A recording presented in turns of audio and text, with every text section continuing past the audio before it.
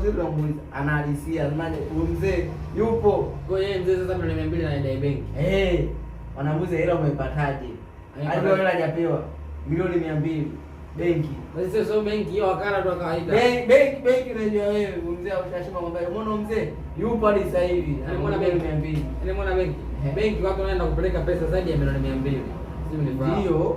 Sasa kunaambia tena mtu binafsi kwamba anadai benki, anadai pesa tena anadai kwenye benki. Ambapo ile benki kwamba tunawekeza zile pesa za ndani za watu zinakaa mule. Kusema tena wewe unaidai benki. Ngoja basi wewe unabisha. Atarudi faza wao afu ndamgusia afaze. Alewi lakini. Alewi. Mzee. Alewi, wewe koi mwanangu. Alewi. Sasa kuna pombe alafu anaongea mbele za watu maneno ya ovyo. Wewe unaenda kuidai benki.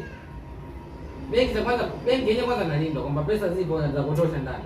Au matajiri ambao wanakuwa hapa Unguja hizo pesa zilizokuwa nazo benki kwamba anaambia tena mtu ana milioni 200. Milioni 200 mtu anakaona ndani tu chumbani milioni 200. Wanamuuliza kabisa hizo hela wewe umepataje mpaka imefika milioni 200. Tena mimi na pesa zangu, niulize nimezipata vipi pesa zangu? Mpaka imefika milioni 200. Tuliko hapo, subiri aje kwanza tunamwambia faze. Kwa siku tunagusia kwanza kuna mara unaongea kuhusu nafasi milioni 200 benki vipi ule? Ilikuwaje na atasema. Ana maana ngambia vipi? Wewe tajiri